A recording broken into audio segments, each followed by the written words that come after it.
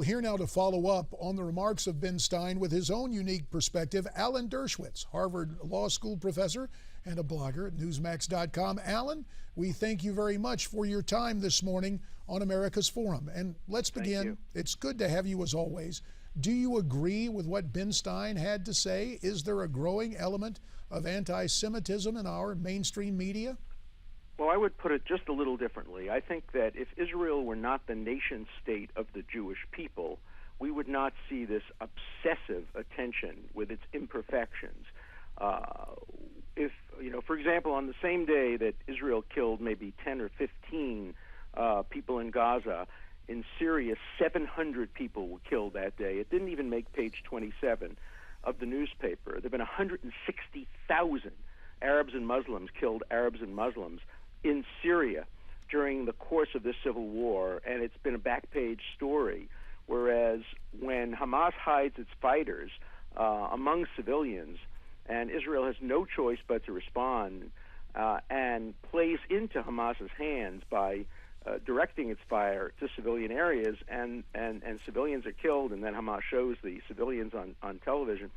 There's an obsessive focus on Israel's imperfections. If Israel were not the nation state of the Jewish people, that wouldn't exist. Now, that's true in the United States. In Europe, it's overt, old-fashioned anti-Semitism.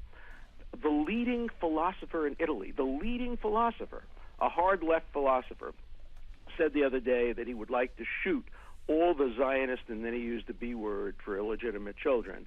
And then he said that Zionism, by which he meant Judaism, is worse than Nazism. And he urged Europeans to fight along with Hamas, to join and volunteer, and to raise money to send more rockets to kill more Jews in Israel. If that's not anti-Semitism, I don't know what is. And the Prime Minister of France has recently said, look, this is anti-Semitism parading as anti-Zionism. And I think that's true in England, in France, in parts of Italy. These, after all, are the grandchildren and great-grandchildren of the people who supported Hitler, who brought us the Holocaust.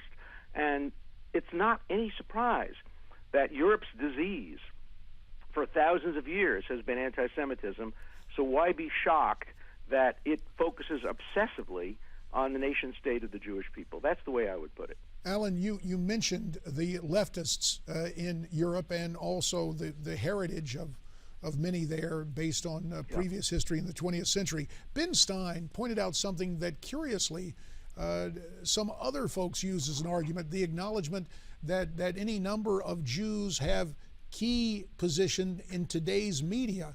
And it seems that Ben says that these Jews distance themselves from their heritage. Why is that? Is it self-loathing? Is it a mistaken notion of social justice? Than that. Yeah. It's more complicated. The left has made it a litmus test. If you want to be one of us, you have to really hate Israel.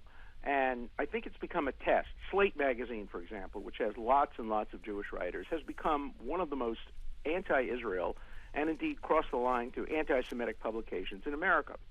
They published an absurd article the other day in which some idiot woman blamed Birthright, which is the group that brings young people to Israel to show them both sides of the conflict, blamed Birthright on the death of an American soldier that died fighting for Israel. That's how far Slate's prepared to go. And so it's become kind of voguish for even the soft left to show their strong association with young people in the left by distancing themselves from their heritage, from Israel, and becoming overtly favorable to organizations that discriminate against women, Hamas, that kill gays, that permit no religious freedom. It's so absurd to see the left join that. For when you have this guy, Votimo, this Italian philosopher who himself is a strong advocate of gay rights, supporting Hamas. If Votimo ever set foot in Gaza, he'd be tortured and executed on the ground that he supports gay rights.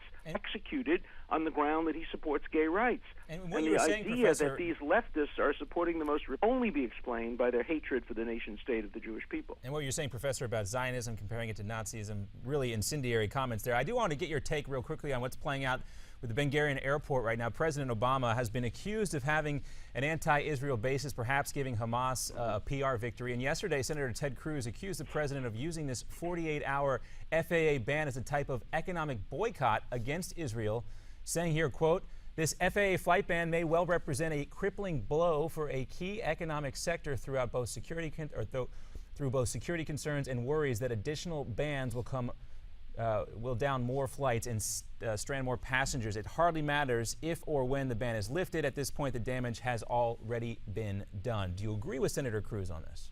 No, I don't. Senator Cruz is my student, and I consider him also, a friend. I think the FAA is an independent organization, and I don't think that the president is capable or would use passenger safety as a political tool.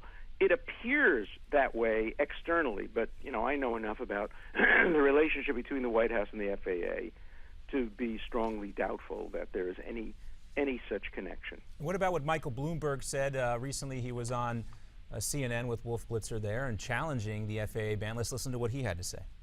Right. And I think the State Department is just overreacting in typical bureaucratic fashion. Political reasons for that? Why would you think that? Do you think it? I'm asking you. That's ridiculous. Why would you think that? It's an outrage for you to accuse one of our agencies. I'm just asking. Just the allegation against our government, I personally take as an offense. No. I don't know, you don't know, and the other people don't know. But just the tone of the question of trying to create dissension, it's insulting to America. How secure do you feel? I feel very secure. But you want to make sure that's on television? Of course, Wolf Blitzer there, a longtime correspondent for the Jerusalem Post, but getting an earful from Michael Bloomberg. What was your reaction when you saw that there, Professor? Well, I think Michael was absolutely right. The FAA did overreact. The State Department has overreacted.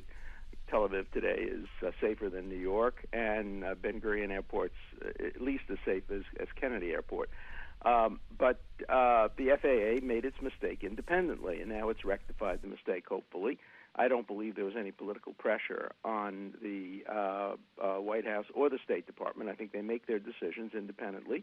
They tend to err on the side of the safety of Americans. I understand that, but I wouldn't put the blame on the White House.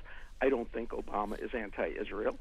I think he's concerned about Israel's security, and he, like many other people, is very concerned, as am I, about the civilian deaths. But I think the White House understands, and some of the White House deputies who've spoken out have made it clear that this is all the fault of Hamas, that Hamas puts its fighters in civilian areas and hospitals and then complains when Israel attacks the areas from which the rockets are coming. Israel has the right, under the laws of proportionality, to attack any military target that's sufficiently important to justify the damage to civilians, and that's what Israel is doing. It operates under the rules of proportionality.